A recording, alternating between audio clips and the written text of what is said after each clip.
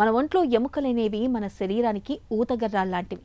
మన ఎముకలు మంచి చేవగా దృఢంగా ఉంటేనే మన శరీరము దృఢంగా బలంగా ఉంటుంది.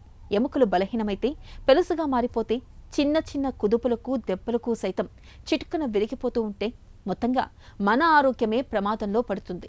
ఆస్టియోపోరోసిస్ బారిన పడ్డప్పుడు ఎముకలు ఇలాగే మెత్తగా పెలుసుబారిపోతూ ఉంటాయి. మెనోపాజ్ దాటిన మహిళలకు ఎముకలు గుల్లబారిపోయే ముప్పు మరింత అధికంగా ఉంటుంది. జీవగర్రాల్లాంటి ఎముకల్ని గుల్లగా మార్చే ఆస్టియోపోరోసిస్ జబ్బుకు కారణాలు, పరిష్కార మార్గాల గురించి ఇప్పుడు తెలుసుకుందాం.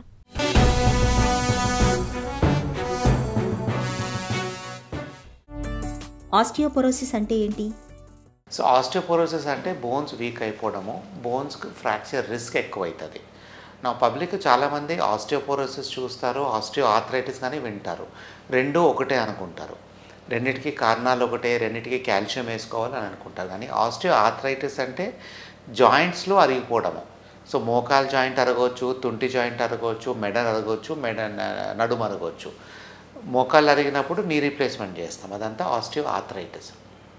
ఆస్టియోపోరోసిస్ అంటే జాయింట్తో సంబంధం కాదు, అది బోన్స్తో సంబంధం. సో బోన్స్లో ఉండే వీక్నెస్ వచ్చినప్పుడు, బోన్స్లో బలహీనత వచ్చినప్పుడు దాని ఫ్రాక్చర్ రిస్క్ ఎక్కువైతుంటుంది. సో ఫ్రాక్చర్ రిస్క్ అంటే కొంతమంది వయసు 70-80 ఏళ్ళ తర్వాత సింపుల్గా తట్టుకొని కిందికి పడి రిస్ట్ ఫ్రాక్చర్ అవుతుంటుంది, హిప్ తుంటి జాయింట్ ఫ్రాక్చర్ అవుతుంటుంది. సో ఇవన్నీ ఆస్టియోపోరోసిస్ మూలంగా. ఆస్టియోపోరోసిస్ వచ్చేది బోన్స్ వీక్నెస్, అది యూజువలీ లేడీస్లో ఎక్కువ ఉంటుంది as compared to men. And దానికి చాలా మటుకు ప్రికాషన్స్, మనం ఏమైనా ట్రీట్మెంట్ తీసుకోవాలా, మందులు వేసుకోవాలంటే అది మనం యంగ్స్టర్ ఏజ్ నుంచి 15, 18, 20 ఇయర్స్ నుంచి ప్రికాషన్స్ ఫాలో చేయాలి. ఎముకలు ఎందుకు పెలుసుగా మారుతాయి? సో ఆస్టియోపోరోసిస్ మనకు వచ్చే generally is age related bone weakness. దాని హిస్టరీ చూసుకుంటే మగోళ్ళలో లేడీస్తో కంపేర్ చేస్తే లేడీస్ 4 to 5 times కామన్ ఉంటుంది ఆస్టియోపోరోసిస్ వచ్చేది. వాళ్ళకు వచ్చే కారణాలు చాలా ఉంటాయి. Now most of the bone loss లేడీస్లో వచ్చేది స్టార్ట్స్ ఆఫ్టర్ మెనోపాజ్. అంటే హిస్టెక్టమీ, ఓవరీస్ తీసిన తర్వాత సర్జికల్ హిస్టెక్టమీ అయినా, లేకపోతే ఏజ్తో పాటు 45-50 ఇయర్స్కి మెనోపాజ్ అయినా, దాని తర్వాత బోన్ లాస్ తక్కువ ఉంటుంది. అందుకే లేడీస్లో because of the hormonal changes వాళ్ళకి ఆస్టియోపోరోసిస్ ఛాన్సెస్ ఎక్కువ ఉంటాయి. అదొకటి కాక బై అండ్ లార్జ్ మెన్కి ద పీక్ బోన్ మాస్ అంటాం. అంటే బై అండ్ లార్జ్ లేడీస్తో కంపేర్ చేస్తే మగవాళ్ళకి బోన్ స్ట్రాంగర్ ఉంటాయి ఫ్రమ్ జెనెటికలీ. అది పుట్టినప్పటి నుంచి వాళ్ళ మసిల్ స్ట్రాంగర్ ఉంటాయి, బోన్ స్ట్రెంగ్త్ ఉంటుంది. సో లేడీస్లో బోన్ స్ట్రెంగ్త్ తక్కువ ఉంటుంది బై అండ్ యావరేజ్. ఆస్టియోపోరోసిస్ వచ్చే మూలంగా వాళ్ళ బోన్ స్ట్రెంగ్త్ లేడీస్లో ఇంకా తక్కువ అవుతుంది. సో ఏజ్తో పాటు రావచ్చు, that is age related osteoporosis. కొంతమందికి హార్మోనల్ చేంజెస్ వచ్చినప్పుడు వేరే కారణంగా thyroid problems, kidney problems, liver problems అట్లా వచ్చినప్పుడు బోన్స్ ఆస్టియోపోరోసిస్ చాలా మటుకు బోన్స్ వీక్నెస్ ఎక్కువ వస్తుంది. So most of it is age related, వయసుతో వచ్చేది. బట్ కొంతమందికి because of earlier hysterectomy, supposing ఎవరికైనా సర్జరీ చేసేసి లేడీస్లో హిస్టెక్టమీ ఏజ్ ఆఫ్ 30-35లోనే హిస్టెక్టమీ అయితే వాళ్ళకు హార్మోనల్ మెనోపాజ్ ముందే స్టార్ట్ అవుతుంది. అందుకే వాళ్ళకి ఆస్టియోపోరోసిస్ వచ్చే ఛాన్స్ ఎక్కువ ఉంటుంది. ఆస్టియోపోరోసిస్ లక్షణాలు ఎలా ఉంటాయి?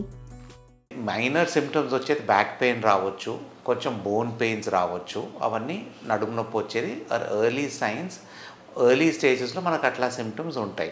బట్ అది స్పెసిఫిక్గా ఆస్టియోపోరోసిస్ సిమ్టమ్స్ అనలేవు. ఈవెన్ అరుగుదల ఉన్నా కానీ ఆ సేమ్ సిమ్టమ్సే ఉంటాయి.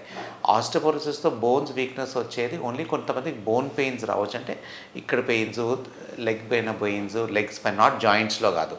సో ఆర్థరైటిస్ గురించి కన్ఫ్యూజ్ కాబట్టి, ఆస్టియో ఆర్థరైటిస్ అంటే జాయింట్స్లో, మోకాళ్ళ నొప్పి, హిప్ జాయింట్స్ నొప్పి, ఇవన్నీ ఆర్థరైటిస్. ఆస్టియోపోరోసిస్లో ఈ సిమ్టమ్స్ ఏమీ ఉండవు. కొంతమందికి బోన్ పెయిన్స్ ఉండొచ్చు, నడుము నొప్పులు రావచ్చు. బట్ ఓన్లీ ఫ్రాక్చర్ అయినాక మనకు తెలిసిపోతుంది, మనం బోన్ డెన్సిటీ టెస్ట్ చేసినప్పుడు మనకు ఆస్టియోపోరోసిస్ ఉందని. ఎముకలు గుల్లబారితే వచ్చే సమస్యలు ఎలా ఉంటాయి? కాంప్లికేషన్స్ ఆఫ్ ఆస్టియోపోరోసిస్ వచ్చేది మెయిన్లీ మనకు ఎల్డర్లీ పీపుల్లో చూస్తాము.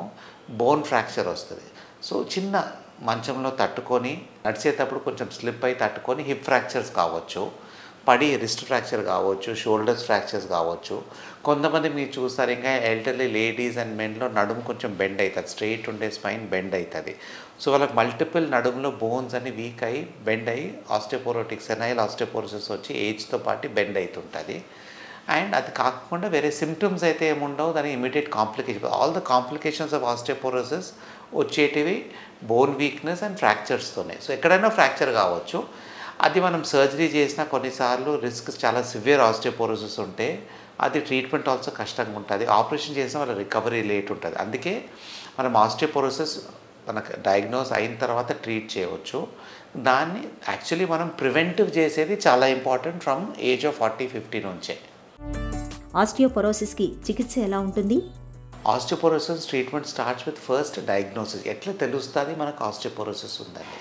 సో ఎక్స్రే తీస్తే కొంచెం బేసిక్ ఐడియా వస్తుంది, కానీ ఎక్స్రే నార్మల్గా ఆస్టియోపోరోసిస్ కోసం చేయము. ఆస్టియోపోరోసిస్ కోసం WHO రికమెండేషన్స్ ప్రకారంగా బోన్ డెన్సిటీ టెస్ట్ అని ఒకటి చేయాలి. దాన్ని డెక్సా స్కాన్ అంటాము. That scan is done not for the whole body but for the hip and the spine. Why మనం ఓన్లీ హిప్ అండ్ స్పైన్కి చేస్తాము, హోల్ బాడీ చేయమంటే ద ఇనీషియల్ వీక్నెస్ మనకు బోన్స్ ఎక్కువ వీక్ అయ్యేది హిప్ అండ్ స్పైన్లోనే. మిగతా బోన్స్ స్ట్రాంగ్ ఉంటాయి, బట్ ఇవి వీక్ అయ్యి ఇక్కడ ఫ్రాక్చర్స్ వస్తాయి. సో ముందు మనము వీకెస్ట్ పార్ట్ని మనం డయాగ్నోస్ చేయాలి ఎర్లియర్ స్టేజ్లో. సో WHO ప్రకారంగా any lady after the age of 60, వాళ్ళకి మెనోపాజ్ 50 ఇయర్స్లో అయిందనుకోండి, 60 ఏళ్ళకి బోన్ డెన్సిటీ ఖచ్చితంగా చేయించుకోవాలి. Bone density of the hip and spine. The test మనం జనరల్ డయాగ్నోస్టిక్ సెంటర్స్లో చేసుకోవచ్చు. The cost of the test is only 3,000 rupees or 4,000 rupees. ఈ టెస్ట్ మనం సంవత్సరం చేసుకోవాలని లేదు. వన్స్ ద ఏజ్ ఆఫ్ 60 అప్పుడు ఒకసారి చేసినామనుకోండి, నార్మల్ ఉందనుకో, then we can just take calcium tablets and do the test after 5 years. Risk of fracture ఉండి ఆస్టియోపోరోసిస్ ఉంటే అప్పుడు మనం ఎవ్రీ 2 ఇయర్స్ టెస్ట్ చేసుకోవాలి. కానీ బట్ ఆస్టియోపోరోసిస్ లేనప్పుడు దానికి మనము టెస్ట్ వన్స్ ఇన్ 4-5 ఇయర్స్ చేసుకున్నా చాలు. దీని ట్రీట్మెంట్ ఆప్షన్స్ ఆఫ్ ఆస్టియోపోరోసిస్ గురించి మనం ముందు మాట్లాడేది ప్రివెన్షన్ గురించి. దానికి ఏమవుతుందంటే మనం ముందు చిన్న వయసు నుంచే ప్రివెంటివ్ స్టెప్స్ తీసుకోవాలా. యాడిక్వేట్ కాల్షియం డైట్లో ఉండాలి. టాబ్లెట్స్ వాడే పని లేదు. టాబ్లెట్స్ ఓన్లీ మనం మెనోపాజ్ తర్వాత ఆర్ ఆస్టియోపోరోసిస్ డయాగ్నోస్ అయిన తర్వాత సప్లిమెంటరీ కాల్షియం టాబ్లెట్స్ తీసుకోవాలా.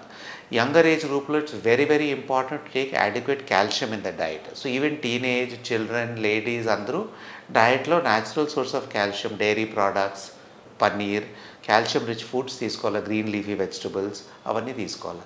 ఇది తీసుకుంటూ వాళ్ళు basically exercises are very important. Osteoporosis bone strong ఉండాలంటే brisk walking, light weights, dumbbells లేపేది, స్ట్రెంగ్త్ ట్రైనింగ్ అవన్నీ చేసేది చాలా important even from youngster. Depending on the osteoporosis, మనకు ఆస్టియోపోరోసిస్ ఉందా, ఆస్టియోపీనియా ఉందా, ఈవెన్ ఆస్టియోపోరోసిస్ సివియర్ ఉందా లేదా చూసి దాన్ని బట్టి ట్రీట్మెంట్ ఆప్షన్స్ ఉంటాయి.